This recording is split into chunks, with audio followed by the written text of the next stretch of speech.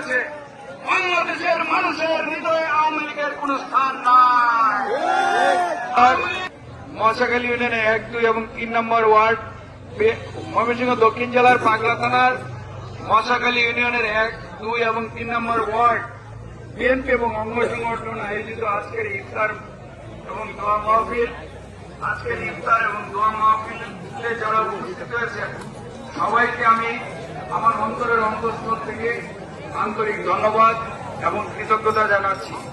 কেউ কেউ বলতো যে বিএনপি নির্বাচনে যায় নাই 14 সালে, বিএনপি নির্বাচনে যায় দেখুন যে ভোট কিরকম হয়। তো আমরা 2018 সালে ভোটে গেলাম, দল থেকে আমাকেও মনোনয়ন দিয়েছিল। সৎ এবং আদর্শিক নেতা ছিলেন। এই দেশের মানুষকে জিয়াউর রহমান কি লোক দেখানোর সৎ ছিলেন? সত্যিকার অর্থে একজন সৎ এবং আদর্শ মানুষ ছিলেন। এই দেশের মানুষ মহান মুক্তিযুদ্ধের পর যখন লুটেরা রাজনীতি চালু হয়েছিল, একদলীয় বাকশাল কায়েম হয়েছিল, তখন শহীদ রাষ্ট্রপতি জিয়াউর রহমান এদেশের মহামানব হিসেবে আবির্ভূত হয়েছিলেন। এবং খালেদা বাংলাদেশকে খাদ্য স্বয়ং সম্পন্ন করেছিলেন, নারী ক্ষমতায়ন করেছিলেন, যুব অধিদপ্তর গড়ে তুলেছিলেন। দেশনেত্রী বেগম খালেদা জিয়া এই বাংলাদেশটিকে একটি উন্নয়নের দ্বার প্রান্তে নিয়ে গিয়েছিলেন বন্ধুরা আমার।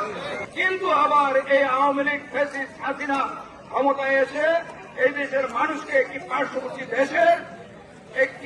পার্শ্ববর্তী দেশের একটি অঙ্গরাজ্য বানিয়ে ফেলেছিল। ভাইয়েরা আমার, বিএনপির বিরুদ্ধে মিডিয়া ট্রায়াল হচ্ছে।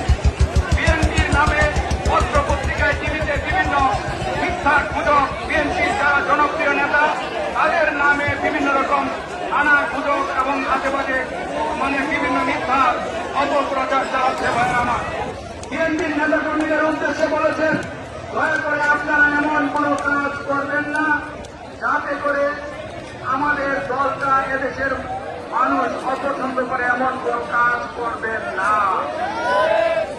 পৌঁছে দিবেন একটি দফা বাংলাদেশের মানুষের মুক্তির সনদ, একটি দফা দেশের মানুষের মুক্তির সনদ, একটি দফা দেশের উন্নয়নের সনদ। আমরা বিএনপি ক্ষমতায় গেলে ঘরে ঘরে ফ্যামিলি কার্ড দিবে, ঘরে ঘরে আপনার ফ্যামিলি কার্ড দিয়ে প্রতি মাসে নিত্য প্রয়োজনীয় চাল ডাল সবকিছু বিনামূল্যে পাওয়া যাবে।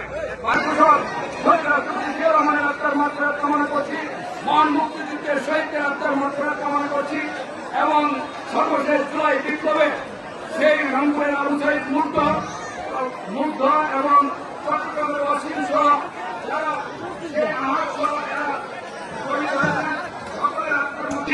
এবং সর্বশেষ আমাদের কবির পাগলা থানার কবিরের আত্মার মাগফিরাত কামনা করছি। আপনাদের সকলকে ধন্যবাদ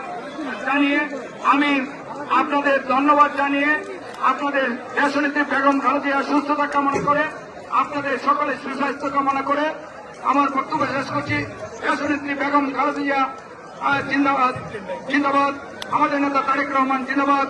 শহীদ রাষ্ট্রপতি জিয়াউর রহমান অমর হোক। মশাখালী ইউনিয়ন বিএনপি এবং অঙ্গ সংগঠন জিন্দাবাদ। আপনাদের সকলকে ধন্যবাদ।